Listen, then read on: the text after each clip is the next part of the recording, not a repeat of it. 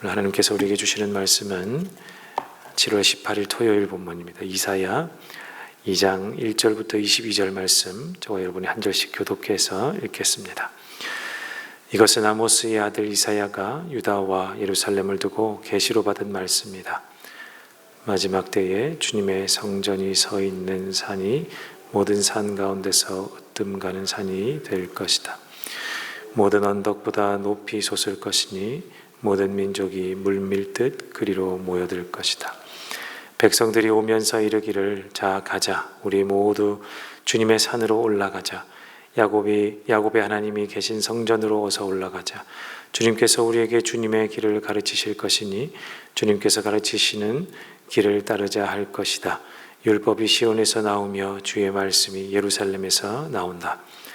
주님께서 민족들 사이에 분쟁을 판결하시고 뭇 백성 사이에 갈등을 해결하실 것이니 그들이 칼을 쳐서 보습을 만들고 창을 쳐서 낫을 만들 것이며 나라와 나라가 칼을 들고 서로를 치지 않을 것이며 다시는 군사훈련도 하지 않을 것이다.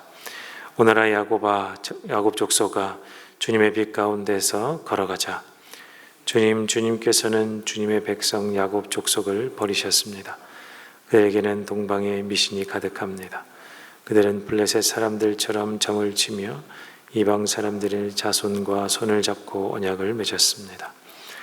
그들의 땅에는 은과 금이 가득하고 보화가 셀 수 없이 많습니다.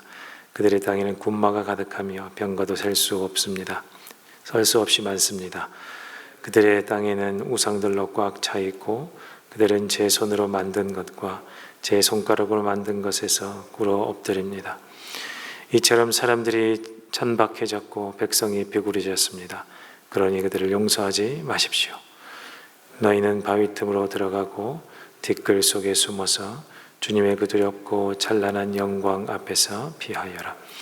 그날의 인간의 거만한 눈초리가 풀이 죽고 사람의 거드름이 꺾이고 오직 주님만 홀로 높임을 받으실 것이다. 그날은 만군의 주님께서 준비하셨다. 모든 교만한 자와 거만한 자, 모든 오만한 자들이 낮아지는 날이다.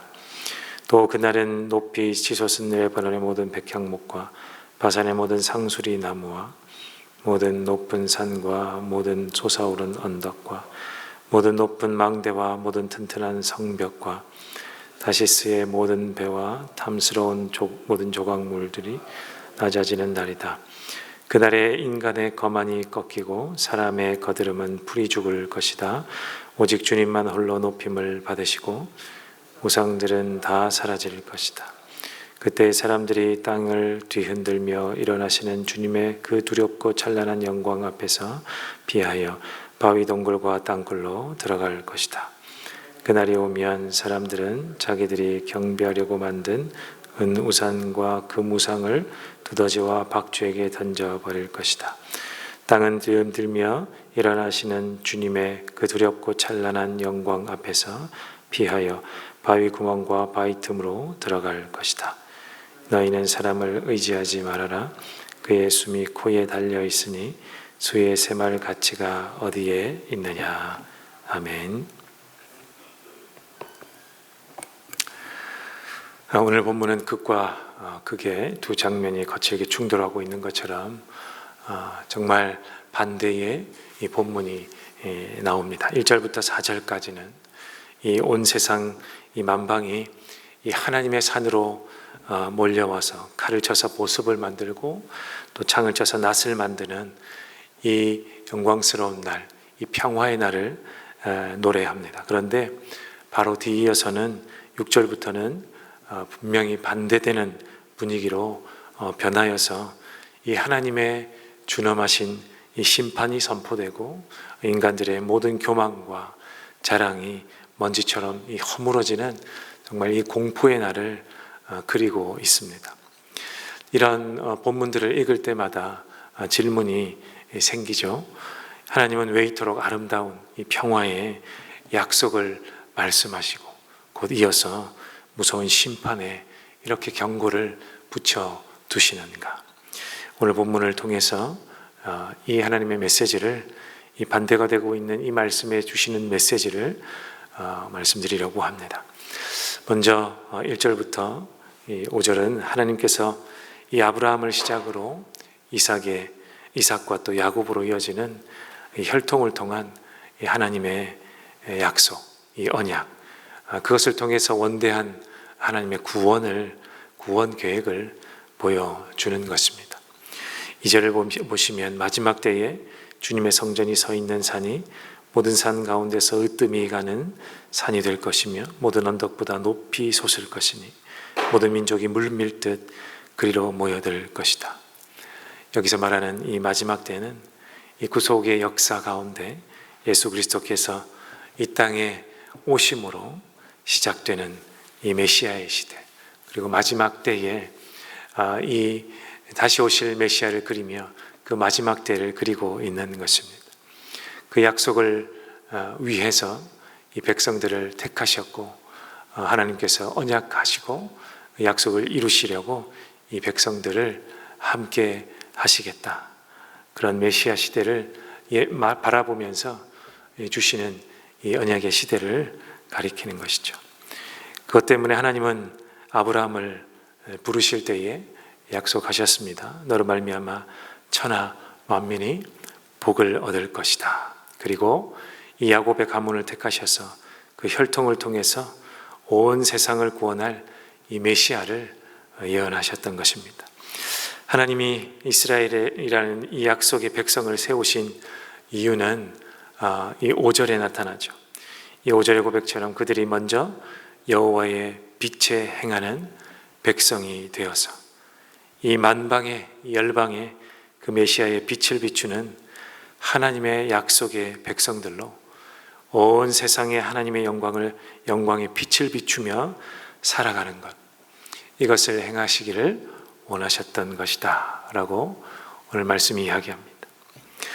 성도 여러분, 이 말씀으로, 이 상반절의 말씀으로 우리가 하나님의 백성 된 것도 마찬가지다 라고 생각해 볼 수 있습니다. 우리를 통해서 하나님의 살아계심과 구원의 빛이 이 세상에 흘러가기를 지금도 원하시는 하나님, 그것이 야곱의 남은 자들과 곧 저와 여러분에게 주신 이 고귀한 오늘 우리를 부르신 그리스도인의 소명일 것입니다. 그러나 슬프게도 성경은 이 말씀을 통해서 언약 백성의 철저한 실패 또한 기록하고 있습니다. 6절부터 9절이 메시아의 빛을 비추어야 할 이 야곱의 공동체가 어떻게 타락했는지를 고발하고 있는 것입니다. 그들은 동방의 미신을 받아들였다 했습니다. 하나님 한 분으로 만족하지 않고 살아가기 위한 이 처세술로서 이방 신들도 함께 받아들였습니다. 그들은 이 땅에 은과 금, 것들을 가득히 모으고 군마와 병거를 무수하게 모았습니다. 하나님을 의지하는 대신에 이 세상의 재력과 이 군사력, 이것들을 의지했다라고 고백합니다. 결국 그 땅은, 이 약속의 땅은 우상으로 가득 차고 자신들의 손으로 만든 피조물 그 앞에 무릎을 꿇고 말았다라고 고발하고 있습니다. 이것은 무엇을 의미할까 생각해 보면 야곱의 공동체가 하나님과의 언약을 세속의 가치로 대체해버렸다. 이것들도 받아들여서 그냥 함께 섬기기로 그냥 타협했다. 그냥 좋은 것으로 여기고 그들의 욕구대로 모든 것을 다 받아들이고 하나님과 동등한 위치에 놓았다라는 뜻입니다. 이 영국의 신학자 알렉 모티어라는 신학자가 오늘 이 본문을 일컬어서 이 대목에서 이렇게 이야기합니다. 이상과 현실 사이에 이 비극적인 괴리, 이 괴리를 불러왔다라고 이야기합니다. 이 하나님의 이상은 찬란했지만 이스라엘 현실은 이렇게 비참해졌다라는 메시지입니다. 메시아의 빛을 비추어야 할 백성들이 오히려 세상보다 더 어두워졌기 때문에 그렇지 않겠습니까? 약속의 중심인 하나님을 경외함으로 거룩해져야 할 백성들이 껍데기만 남은 채 이 세상 풍조를 숭배하고 오히려 세상과 전혀 구분되지 않는 이 음란한 공동체가 되고 말았다라는 평가 아니겠습니까? 성도 여러분, 언약을 저버리고 세속을 선택한 대가는 참으로 참혹하게 나타납니다. 10절 이하부터 이사야는 여호와의 날을 이야기하면서 즉시 이 말 심판의 날을 선포하고 있습니다. 17절에 보니까 그날에 인간의 거만이 꺾이고 사람의 거드름은 풀이 죽을 것이다. 오직 주님만 홀로 높임을 받으시고. 이 무서운 심판의 대상이 누구입니까? 이방 나라들이 아니라 바로 하나님의 언약을 받았던 이 언약 백성인 야곱의 백성, 이 약속의 백성, 이 하나님의 백성들이라고 하는 이 백성들입니다. 이 하나님을 믿는다 하면서도 속으로는 돈을 사랑하고 하나님을 예배한다 하면서도 실제로는 세상의 권력과 인맥을 의지하면서 그것을 추앙했던 이 사람들, 레바논의 백향목처럼 스스로를 높이고 바산의 상수리 나무처럼 견고한 척하던 교만한 자들이 오히려 심판의 맨 앞줄에 서게 된 것이다 라고 경고하고 있는 것입니다. 하나님이 임재하시는 날, 그 찬란한 영광의 빛이 비추이는 날, 인간의 의지하던 모든 성벽들, 망대들, 그들이 의지하던 모든 은과 금, 이 군마들, 이런 것들은 한순간에 다 무너져 내릴 것입니다. 그리고 이사야는 마지막 22절에 뼈아픈 결론을 내리고 있죠. 너희는 사람을 의지하지 말아라. 그의 숨이 코에 달려 있으니 수의 샘할 가치가 어디에 있느냐. 믿고 의지하던 인간의 힘과 세상의 배경과 물질의 든든함은 하나님의 심판대 앞에서는 단 한순간도 버텨낼 수 없는 그러한 것들임을 경고하고 있는 것으로 우리 또한 오늘 말씀을 받아들여야 할 것인 줄로 믿습니다. 만약 메시지가 여기서 끝난다면 앞서 했던 질문, 이 질문을 해결하지 못하고 우리에게 또한 소망 없음을 전하고 말 것입니다만, 오늘 본문에서는 그것만을 이야기하는 것이 아닙니다. 본문 속에는 숨겨진 하나님의 기가 막힌 은혜의 복음이 숨겨져 있습니다. 복음이 얼마나 위대한 것인지 반전을 숨기고 있습니다. 10절의 말씀을 다시 한번 보겠습니다. 너희는 바위 틈으로 들어가고 티끌 속에 숨어서 주님의 그 두렵고 찬란한 영광 앞에서 비하여라. 이 말씀을 단순히 얼핏 보고 넘어간다면 이 비참한 순간이 다가올 것이니 도망치라 라는 경고처럼 보입니다. 하나님의 영광이 너무나 두렵고 찬란해서 죄인인 인간은 그 앞에 서면 그 타죽을 수밖에 없다. 그러니까 얼굴을 들지 못하고 바위 구멍과 흙먼지 속으로 기어들어가서 숨어라, 숨어라, 피해라. 이런 단순한 메시지로 읽힐 수도 있습니다만, 그러나 여러분, 이 말씀이 왜 오늘 우리에게 심판의 선언이 아니라 은혜의 복음이 되는지를 우리가 알아야 할 것입니다. 우리는 우리 스스로 힘으로 하나님의 진노를 피할 수 없죠.